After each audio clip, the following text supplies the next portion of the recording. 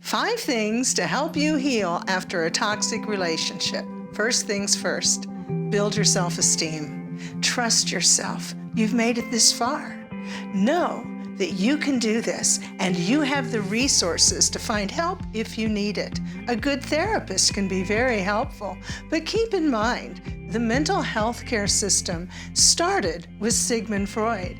He did his work in the late 1800s. Personally, I found the knowledge of the Native American community to be very helpful.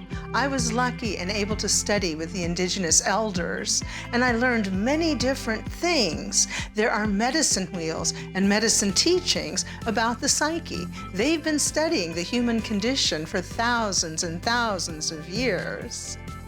One of the differences between these two systems of caring for people is that the Native Americans have recognized the inner dialogue that we often have, whereas the modern mental health care system seems to think this is an illness. If we read words on a page, we hear the words in our head. If we go to the grocery store, we might hear something in our head that reminds us of our grocery list.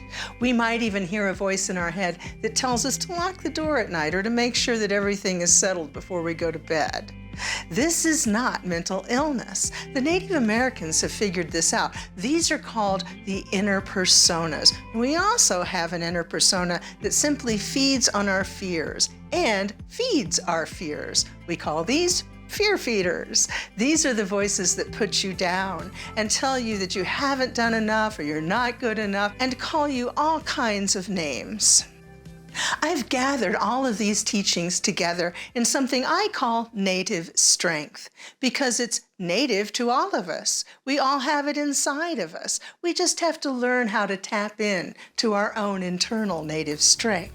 There are 2 medicine wheels that are integral for building our self-esteem and healing from toxic relationships. The first is the circle of foxes. This shows us all the negative things that we're prone to doing, and it's basically living our lives for other people. We're getting our self-esteem from others, from the approval of others. When we get off the circle of foxes and start dancing with the coyotes, we start living our life for ourselves. We get our self-esteem from within.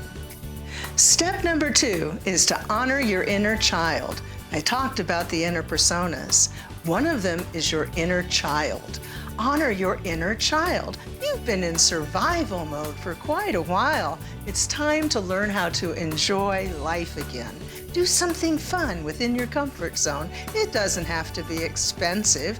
Just go for a walk. Enjoy your own yard. Color, paint. Enjoy a good movie with a bowl of popcorn, whatever makes you happy. Step number 3, let go of the guilt. It's not your fault that you landed in a toxic relationship. It's not your fault that things turned out like they did. In the Native American tradition, we often do what we call sweat lodges. Sweat lodges have 4 rounds.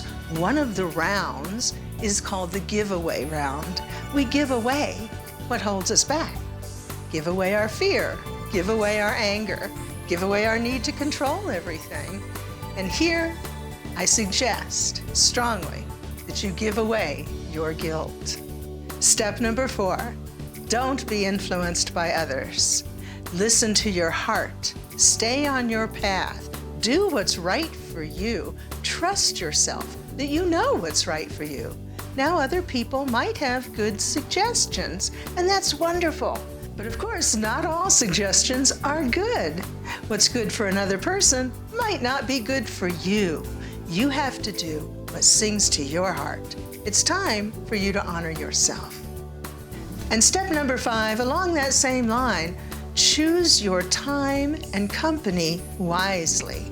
Don't spend time with things that stress you out, like social media or maybe even the news. And don't spend time with people that bring you down and don't lift you up. We only have so much time every day, so many days in our life. So make sure you spend them all wisely. And every day, do something for you, something that lifts you up and makes you feel good about yourself and makes you feel victorious, because you are After all, you're still here.